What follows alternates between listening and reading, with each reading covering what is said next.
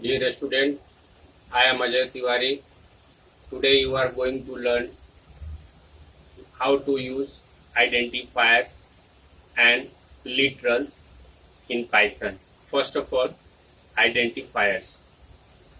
An identifier is a name of given to entities like the name of the class, the name of the functions, the name of the variables, the name of the objects, the name of the list, and dictionaries.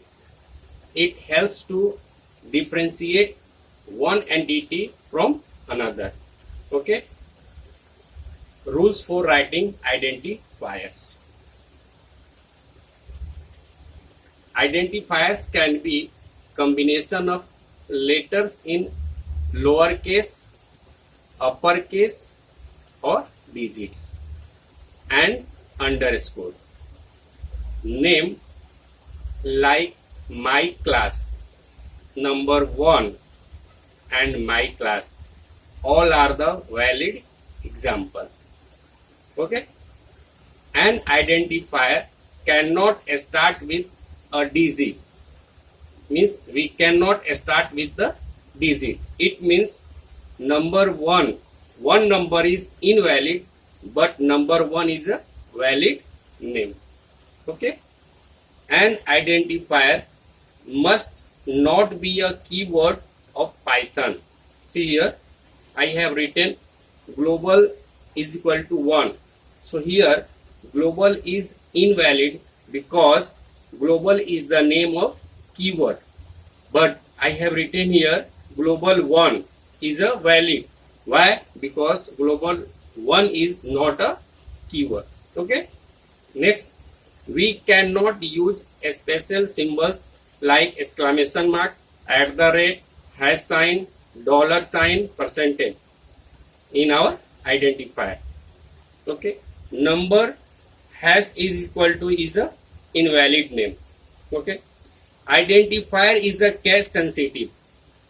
It means variable and variable both are different. Here I have used uppercase and here I have used small lowercase. Okay. So both are different, means are not same. Multiple words can be joined using underscore like number underscore 1. See the example identifier. Here I have used 3 variable where, here capital where, and here where underscore 1. The value for first variable 10, second variable 11, and third variable 12. See the output. See 10, 11, and 12. Now I am going to change here. I am removing here underscore and then run the program. See, syntax error means we have not write separate. Okay, so we can use here underscore. Clear? Run the program. Okay. Next, literals. Literals are data items that have a fixed value. Several kinds of literal: string literal, numeric literal, special literal, and boolean literal. Okay. First is the string literal. A string literal is a sequence of characters surrounded by quotes. We can use single quote, double quote, or triple quotes for a string. Some valid strings literals are, see here, these are the valid string literals. See, all are the valid string literals. Okay. I have written here example: print type in bracket single quote 1 2 3 and print type single quote A. See the example here. Run the program. See, these are the string. All are the string. Okay. Next, single line strings. The string that you create by enclosing text in a single quote or double quotes in one line is known as a single line string. Okay, see the example. These are the single line string. Okay, next, multi-line strings. The string that you need to write multiple lines is known as a multi-line strings. See here, I have used here single quote, here single quote, here double quote, and here triple quote. We can see in single quote I have used backslash. See there, I have used backslash. Okay, but in triple quote I have not used backslash. See the note, don't forget to use backslash in single quote or double quotes. Okay, here backslash is used to continue the text. It is also known as EOL. EOL, full form of end of line. Okay, see the output here. Single quote, run the program. Here double quote, run the program, and here triple quote. Okay, so here I have used backslash, here also used, but here I have not used. Clear? Next, numeral literals. Okay, numeric literals. Numeric literals are immutable. Immutable means unchangeable. Numeric literals can belong to three different numerical types. Which types of? Integer, float, and complex. Okay, integer literal, an integer constant must have at least one digit and must not contain any decimal point. Means in integer we can use at least one number and we cannot use point value, decimal value. Okay, it may either positive or negative sign. Okay, see the example here. Print bean, bean matlab binary. Okay, print hexadecimal, print octal, and print ordinal. Okay, see the output here.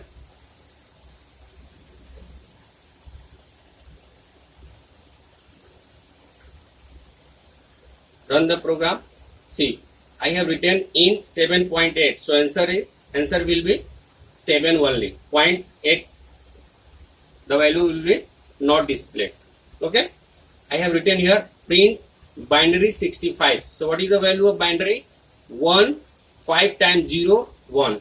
Here 0 B is represented binary number. Okay, so the value is 1, 5 times 0, 1. Okay, second is in 1, 5 times 0 in 2. 2 is the base of binary number. So the base of binary number is 2, means 0, 1. So what is the value? 65. See here 65. I have written here str means string. 1, 5 times 0, 1. So answer will be 65. Okay. Next, hexadecimal. In hexadecimal, run the program. See here hex 65. So answer is 41. 0x is the represented hexacode. Okay, so 41 is the answer of 65. Now I am writing here 41 in hexadecimal base is the 16. So answer will 65. Okay, I have written here str 41. So answer will be 65. Clear?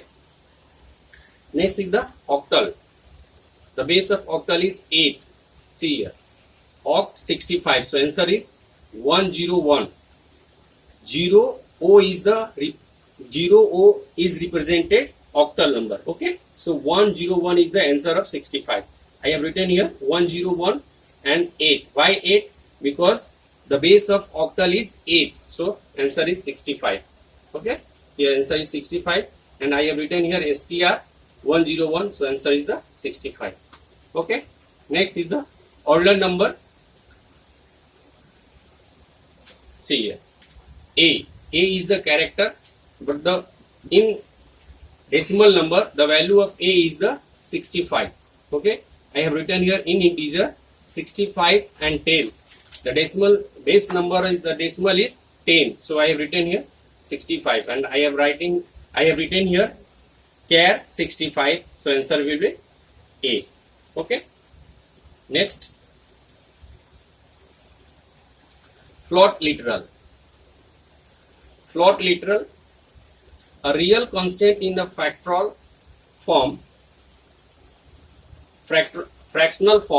must have at least one digit with the decimal point. Okay, it may also either positive or negative. This is the example written here.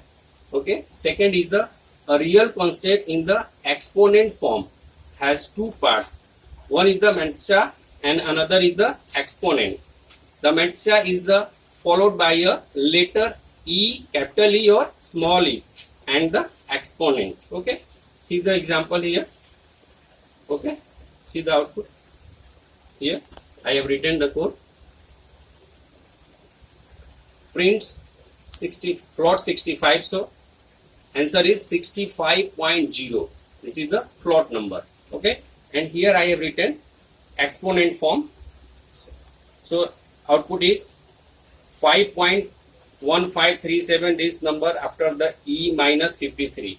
This is the exponent form. Okay, so here I have used one function and here exponent formula.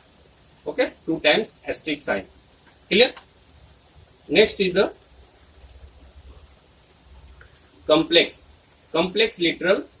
Python represents complex number in a form of a plus bj. Here j represents imaginary number. Okay, the meaning of j is root minus 1. Okay, so here I have written example a is equal to this plus and this value, and print the, I have written the code to print the value. See the output, see here, run. Okay, so I have written a value a and assign the value a is 1 plus 2.56j plus 1.2.56j. So answer will be displayed 2.512j. So in this function, which one is the real number and which one is the imaginary number? Okay, which one is the imaginary number? So real number is 2.0. See, I have written here print a dot real. So 2.0 is the real number and 5.12 is the imaginary number. Okay, I have written here print complex 65. Here one argument and here 65 comma 2. So what is the answer here? 65 plus 0j. See here 65 plus 0j. I have written here comma 2. So we can see here 65 plus 2j. Okay, next, Boolean literal. Okay, Boolean literal.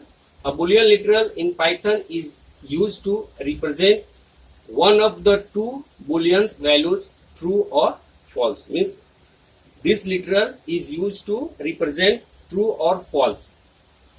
I discussed in the previous video. Okay, and the last one is the special literals.